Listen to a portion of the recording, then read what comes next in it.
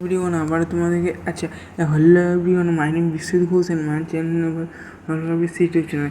তো যেটা বলার জন্য বিশ্বজিতের ভিডিওটি ওটা যে সময় বললে থার্ড পেজের এই সেকেন্ড পেজের যে কাউন্সেলিংয়ের যে সেটা 19 তারিখ করা হয়েছে, অর্থাৎ তোমরা 19 তারিখ পর্যন্ত করতে পারবে। তো যাই হোক, করে নেবে রাত্রি 12টার আগে, যখনই পারো রাত্রি 12টার আগে।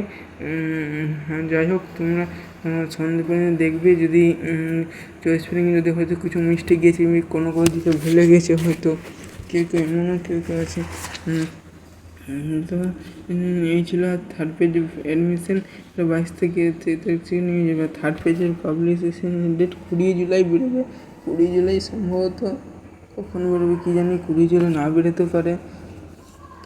বেরোলে রাতের দিয়ে আগের দিন যেমন এই ডেটে এক্সটেন্ড করা হয়েছিল, আগের দিন 9 আর 7 জুলাই বেরোবে, 7 জুলাই বেরোবে না, ওটা বেশ 8 জুলাই পর 9 জুলাই। তো এবারে 20 জুলাই না বেরিয়ে 21 জুলাই কী করবে? 21 জুলাই রবিবার, তো রবিবার। যাই হোক, 20 জুলাই রাত পর্যন্ত অপেক্ষা করতে হবে। রাত্রি 12টার পর যদি বেরোয় তো ঠিক আছে, নাহলে হয়তো কিছু কী করা যাবে। তো ঠিক আছে, যারা ভর্তি হবে তারা জুলাই পর্যন্ত হতে হবে। আর যারা ডোমেস্টিক সার্টিফিকেট রেডি করে নেওয়া, medical fitness entering enrolment letter যে লিস্ট হাতে পাওয়ার পর ওটা করতে হবে। তো যাই হোক, যে সময় ভূগোল সম্পর্কিত থার্ড পেজ কাউন্সিলটা আরম্ভ হবে। ওটা ফোর্থ পেজ কাউন্সিলে সেটা 21 জুলাই থেকে। স্পোর্ট কাউন্সিল, তারপরে এটা হওয়ার পর কিন্তু স্পোর্ট কাউন্সিল হবে, স্পোর্ট কাউন্সিল। আর tentative vacancy sport council 23 August.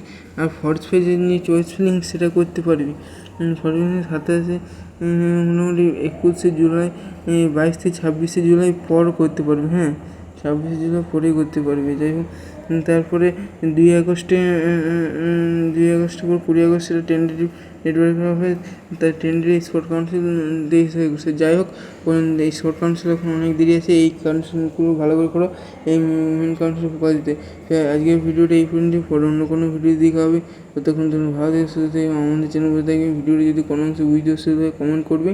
তো ঠিক আছে, আর আজ পর্যন্ত অন্য কোনো ভিডিও দেখা হবে। যদি ভিডিও ভালো লাগে তবে একমাত্র লাইক এবং সেটা করে দেবে। তো ঠিক আছে, থ্যাংক ইউ।